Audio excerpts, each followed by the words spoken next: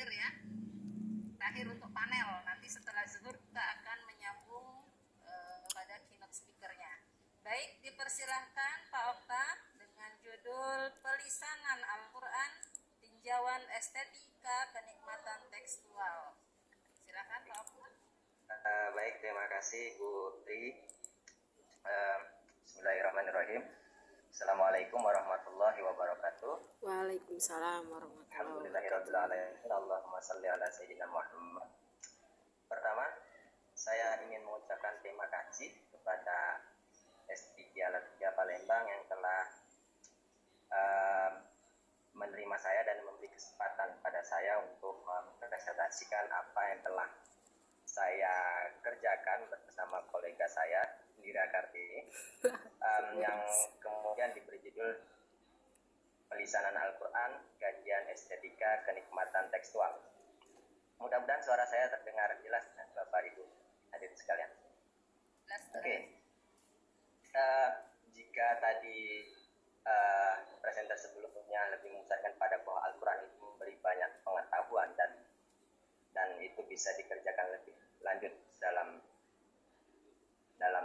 kajian sains, maka di sini mencoba sebaliknya, bagaimana Al-Quran memberi pemenuhan pada kenikmatan atau desire atau pleasure atau dalam bahasa Prancisnya disebut jouissance. Nah, jadi bukan lagi semata pemenuhan the will for knowledge, tapi juga the will for desire. Nah, saya coba melakukan kajian ini dan saya teropong melalui praktik pelisanan Al-Quran. Bagaimana Al-Quran itu dibaca dan diperdengarkan. Oke, asumsi dasar yang pertama. Sebelum masuk ke asumsi dasar, saya ingin memberikan ilustrasi sebagai berikut tentang keislaman Umar bin Khattab yang dalam kisah yang populer ini disebut populer karena beberapa ulama hadis menyebutnya kisah ini dhaif. Jadi dalam proses keberislaman Umar bin Khattab radhiyallahu anhu diriwayatkan bahwa Umar Sayyidina mendengar surat At-Taha yang dia dengar dari saudara perempuannya Fatimah. Nah, kita tahu bahwa sebelumnya Umar itu sangat antipati pada Islam.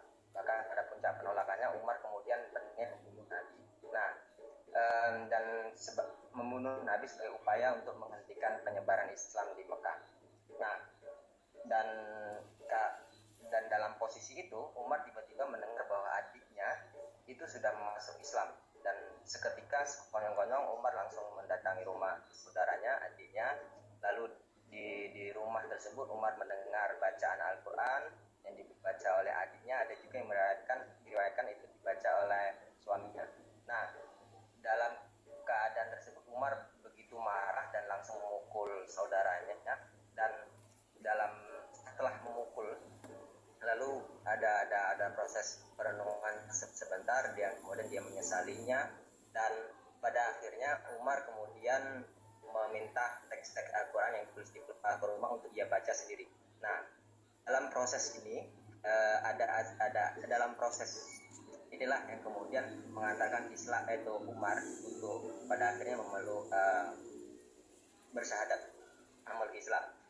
Ada juga yang menyebut bahwa ini sebenarnya hanya akumulasi dari peristiwa tentang keislaman Umar. Umar sebelumnya, jauh sebelum itu juga diam-diam mendengar bacaan Nabi saat Nabi mengimami sholat isya, atau di dalam beberapa riwayat. Nah, dari ilustrasi peristiwa tersebut, sekalipun itu dhaif atau populer, kita bisa meminjamnya bahwa nilai atau